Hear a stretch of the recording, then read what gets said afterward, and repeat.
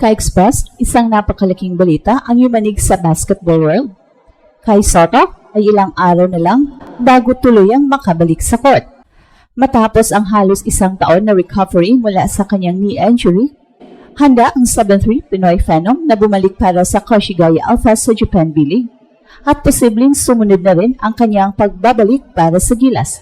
Matapos makumpirma ang kanyang re-signing sa Koshigaya Alphas, nagbalik si Kai sa team activities at sumasailalim ngayon sa final stages ng conditioning at non-contact scrimmages. Ayon sa mga insider reports, fully cleared na siya for on-court drills at unti-unti nang bumabalik ang kanyang mobility, explosiveness at confidence. So ibig sabihin, anumang araw, maaari na siyang isalang muli sa tunay na laro. At para sa Koshigaya Alphas, jackpot ito, iba ang presence ni Kai, shot blocker, rebounder at floor spacer. Ang kanyang height at timing ay nagdadala ng depensang kayang magbago ng ritmo ng buong laro.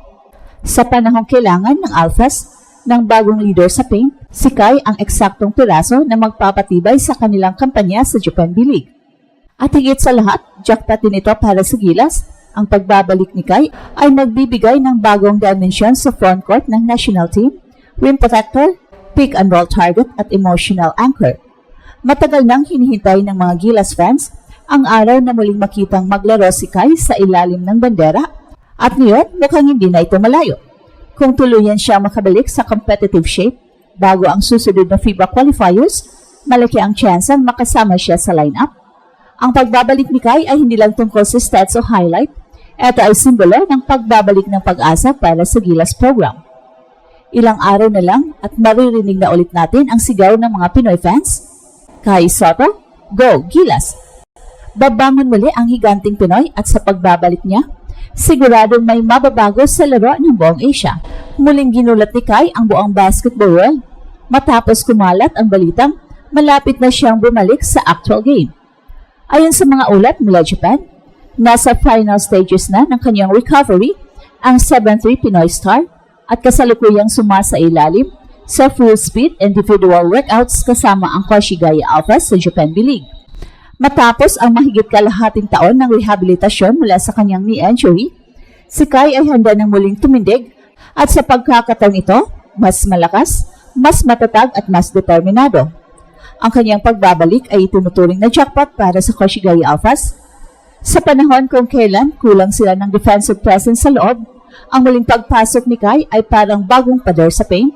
Siya ang inaasahan na magbigay ng rim protection, rebounding at towering intimidation sa ilalim. At sa mga training video na lumabas, makikitang mas fluid na ang kanyang galaw at mas mabilis na ang kanyang lateral movement, senyales na tuloy-tuloy ang pagbuti ng kanyang kondisyon. Pero higit sa lahat, may mas malalim na dahilan kung bakit excited ang mga Pinoy fans. Sa bawat recovery update ni Kai, lalong lumalakas ang posibilidad na makabalik siya sa ating national team bago ang susunod na FIBA qualifiers. Alam ng coaching staff kung gaano kalaking epekto ang pagkakaroon ng 7'3" big man na may international experience, hindi lang sa depensa, kundi sa spacing at composure ng buong kupunan. Ang katahimikan ni Kai nitong mga buwan ay tila bagyong naghahanda sa likod ng ulap. Tahimik pero papalapit. Habang ang ibang players ay naglalaban sa preseason, si Kai naman ay tahimik na binubuo muli ang kanyang sarili, mentally, physically at emotionally. Sa mga nakakaalam ng sakripisyo niya, malinaw na ang kanyang pagbabalik ay hindi lang simpleng comeback. Ito ay patunay ng kanyang disiplina at dedikasyon sa pangarap na magtagumpay bilang Pinoy sa global stage. Kung susuriin, timing na timing ang lahat, papasok ang crucial stretch ng Japan B-League season at paparating na rin ang mga international windows.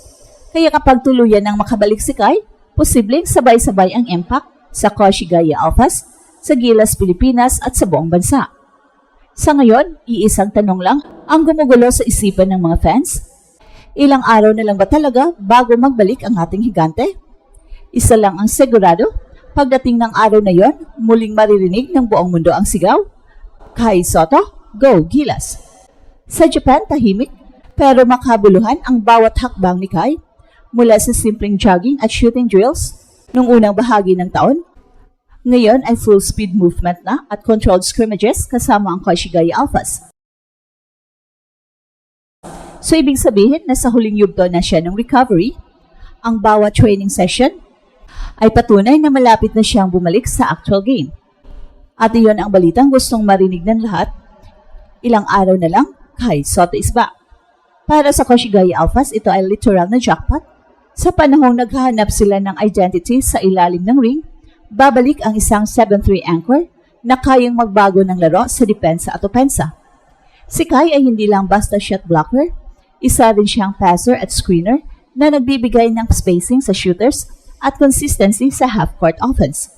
Sa system ng Koshigaya Alphas, na nakatuon sa ball movement at perimeter play, malaking tulong ang pagkakaroon ng isang big man na marunong magbasa ng laro at hindi nagmamadali sa posisyon. Ayon sa mga insider reports mula Japan media, nakatakdang makasama si Kai sa full contract training bago matapos ang buwan. At kapag tuluyang nakakuha ng clearance mula sa team doctors, maaari siyang maglaro agad sa unang linggo sa susunod na buwan. Perfect timing para sa bagong Japan B-League season. Sa mga nakaraang taon, nakita na ng mga Japan fans kung gaano kabigat ang epekto ng presensya ni Kai, sold-out games, media coverage at respeto mula sa mga kalaban. Pero higit pa sa impact sa Koshigaya Alphas, mas malaking significance ang pagbabalik ni Kai para sa Gilas. Sa darating na FIBA World Cup Asian Qualifiers, kailangan ng Gilas ang matibay na frontcourt presence laban sa mga higanteng kalaban tulad ng Australia at New Zealand. At sa pagkawala ni Kai nitong mga huling window, kitang-kita ang kakulangan ng rim protection at height advantage. Kaya ngayong papalapit na ang pagbabalik, muling magkakaroon ng pag-asa ang mga fans at coaching staff. Ang potential lineup na may Junmar Fajardo, AJ Edo at Kai Sotto ay isa sa pinakamalalim sa Asia, 3 big man na may kanya-kanyang estilo, pero kayang pagsabayin sa rotation. Sa ilalim ni coach team, may malinaw na sistema kung saan si Kai ay pwedeng maging stretch big o defensive anchor, depende sa matchup. At kung magpapatuloy ang magandang kondisyon niya sa Japan, tiyak na hindi na magtatagal bago natin siya makitang muling maglaro para sa bayan. Sa ngayon, patuloy ang dasal ng mga Pinoy na sa kanyang pagbabalik, hindi lang katawan kundi buong puso ang dala ni Kai. Dahil sa bawat dunk, bawat rebound at bawat depensa niya sa ilalim, ramdam ng lahat, buhay na ulit ang higante ng Gilas. At sa bawat hakbang ni Kai pabalik sa court, hindi lang ito simpleng pagbabalik mula injury. Ito ay kwento ng resilience, disiplina at pagmamahal sa bayan.